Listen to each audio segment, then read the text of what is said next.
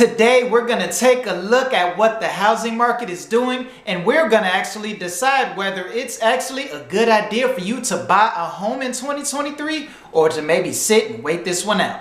Stay tuned.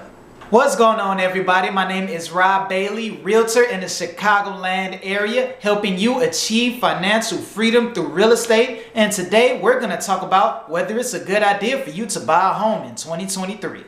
People who have thought about buying a home recently have a lot going through their minds right now because the real estate market has been doing some crazy stuff recently.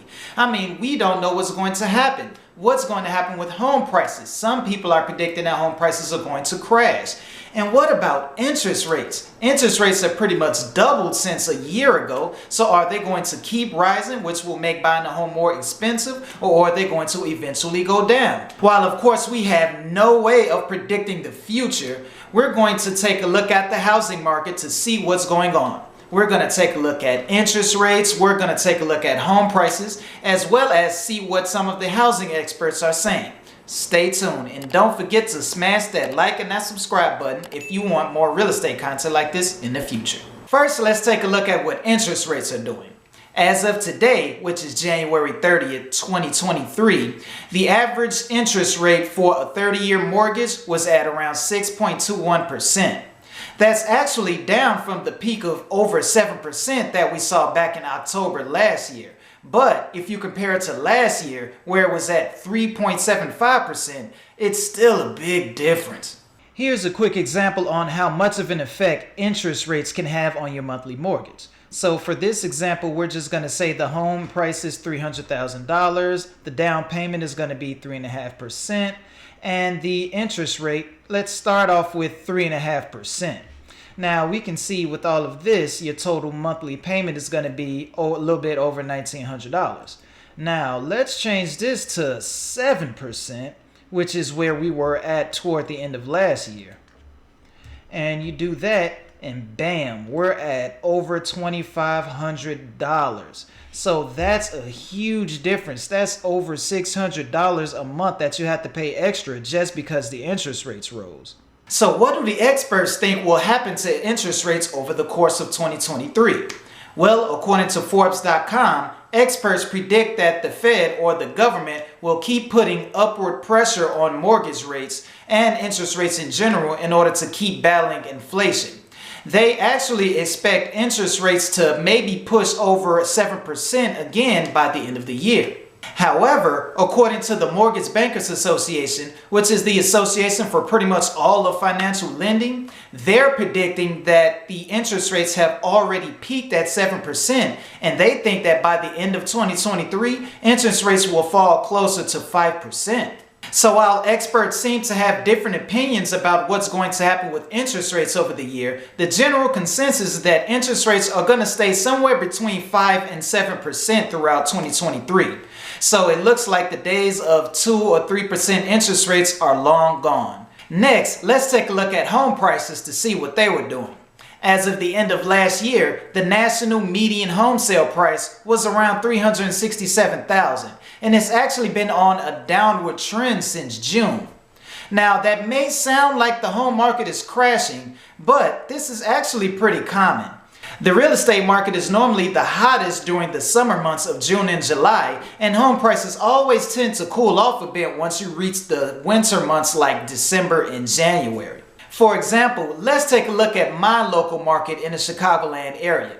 As you can see, home prices tend to be at their highest around June, and they tend to be at their lowest around December and January. This trend has been continuing the past few years, and it looks like the same thing is happening this year. So while home prices have declined the past few months, we'll actually have to wait and see what home prices do once the market starts heating up again during the months of June and July. Next, let's take a look at the Housing Affordability Index. The Housing Affordability Index is basically data gathered by the National Association of Realtors that shows whether a typical family can afford to buy a home or not. And they base this on the recent housing price data as well as wage and income data. If you take a look at this data, you can actually see that the average mortgage payment as a percentage of the average household income has actually increased throughout all of 2022, which means that it's harder for the average American family to afford a home. The average household income isn't rising at a high enough rate to keep up with the rising interest rates, which are in turn causing mortgage payments to rise. So what do the experts think will happen to home prices over the course of 2023? Well, once again, we have different opinions. On one hand, we have the National Association of Realtors who believe that home prices will stay pretty steady throughout 2023, and that if mortgage rates stay at around 7%, home prices might actually increase. On the other hand, we have Redfin, who believes that home sales will fall around 4%, and they think that home prices would fall even more if housing inventory wasn't so low. Once you take a look at all the different opinions and all the data on the real estate market, we can generally agree on two things, and that's that one, mortgage rates are most likely going to stay above 5%, and two, housing inventory is still pretty low, and there just aren't going to be as many properties out there for sale in 2023. Now back to the original question. Should you think about buying a home in 2023, or should you maybe sit and wait this one out? The answer to that, in my humble opinion, is that it depends on your situation. First, if you're in the market to buy a home, think about the reason why you would actually consider waiting to buy a home. If the reason you're waiting is because you're trying to better your financial situation, or maybe you're trying to clean up your credit, now actually might be a good time to wait to do that. As you know, interest rates are definitely higher than they were in the past year, which means that mortgage payments are going to get more expensive. The last thing you want to do is to spend all of your budget on a home only to struggle to afford it over the next few years just because interest rates are so high. You don't want to stretch your budget out too thin with buying a home, especially since we really don't know what's going to happen with the real estate market in the future. Now, if the only reason you're waiting to buy a home is to hope that home prices will fall and that homes will become more affordable in the future, I'm not really sure if that's going to work out for you or not. I mean, even the experts can't agree on what will happen with home prices and with interest rates in the future. So maybe home prices will fall and homes will become more affordable, or maybe interest rates will keep raising and homes will be even harder to afford.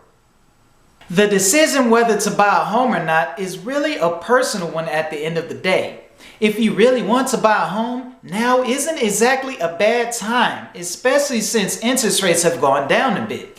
If you really want to buy that home and you can afford to do so and you can afford that mortgage comfortably, then by all means, I suggest you do so.